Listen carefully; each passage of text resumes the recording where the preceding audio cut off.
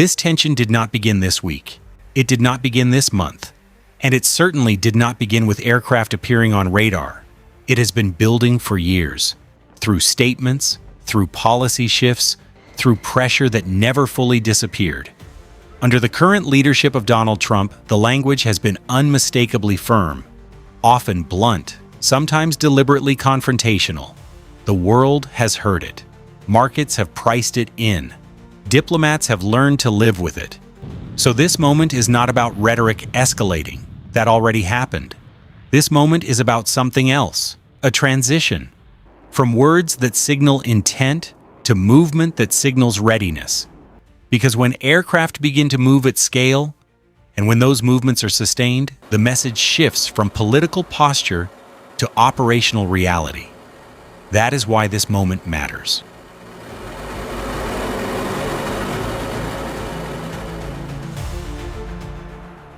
There is a point in every long-running standoff where language begins to lose its impact. Statements are issued, rebuttals follow, warnings are repeated. Eventually, everyone knows the script. At that point, repetition no longer pressures the opponent. It reassures them that nothing has changed.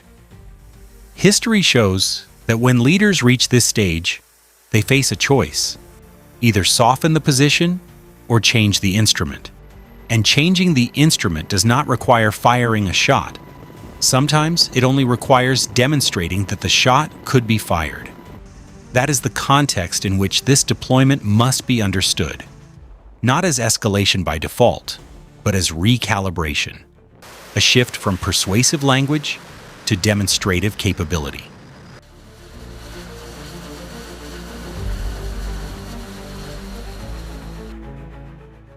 Military forces move all the time. Rotations happen. Exercises conclude. Units redeploy. On the surface, this could look like that. But analysts do not study movements in isolation. They study patterns. And the pattern here breaks routine. The volume is higher than standard rotations. The mix of aircraft is unusually deliberate. And the timing compresses movements that are normally spaced apart. Routine movements are efficient. This movement is layered. It brings together assets that only make sense when considered as part of a larger operational framework. That is why it draws attention, not because it is dramatic, but because it is coherent.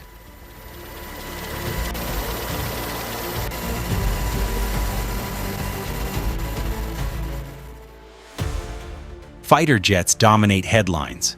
They are visually striking, they symbolize power. But wars are not won by symbols. They are sustained by systems. Aerial refueling aircraft extend reach. Intelligence platforms extend awareness. Airborne command centers extend control. These aircraft do not arrive for show. They arrive because without them, everything else is limited. Their presence signals preparation for duration, not minutes, not hours, but days, potentially weeks. And that distinction changes how this movement must be interpreted.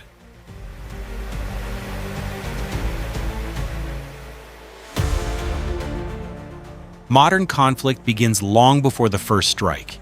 It begins with mapping, with listening, with understanding patterns of behavior. Surveillance aircraft do not simply watch. They build familiarity. They learn what normal looks like so that deviation becomes obvious. That is why their deployment matters so much. It suggests that the priority at this stage is not action, but comprehension. And that raises an uncomfortable question. What conclusions might already be forming?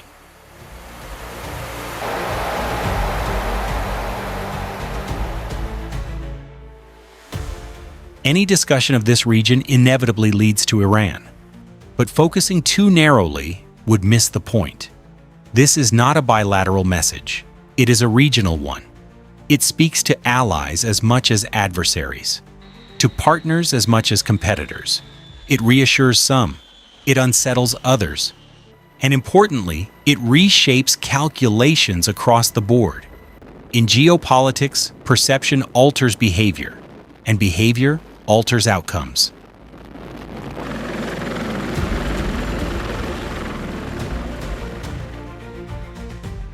If this were interpreted as imminent war, the response would look very different.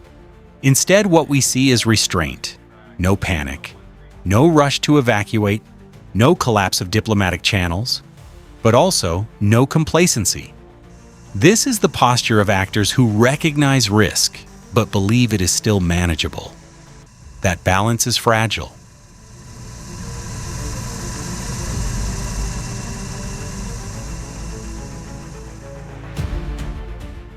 Many nations can strike, fewer can sustain. Sustainment means logistics. It means coordination. It means the ability to keep operating long after initial momentum fades. That is the capability being demonstrated here. Not dominance, not inevitability, but endurance.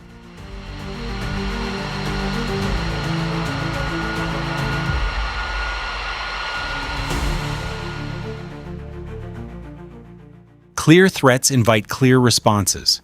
Ambiguity forces caution. By withholding specifics, decision-makers create space. Space for diplomacy. Space for recalculation.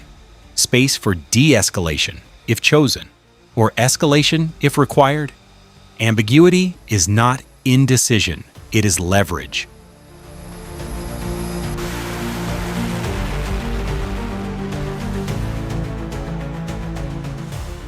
History warns us about moments like this.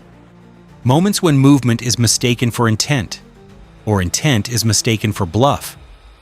Misreading signals does not require bad faith, only haste.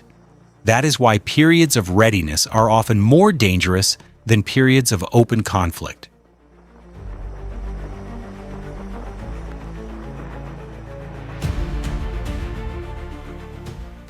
This is not a call to fear, and it is not a call to cheer. It is a call to observe carefully, to question assumptions, to resist oversimplification.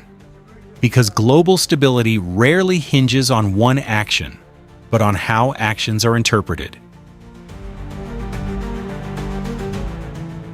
This video is intended for analysis and education. It does not advocate violence or conflict. It does not represent any government or institution. Its purpose is understanding. If you value thoughtful, measured discussion, consider supporting this channel by subscribing, liking, and sharing. Not to amplify tension, but to promote clarity. Because in moments like these, clarity matters.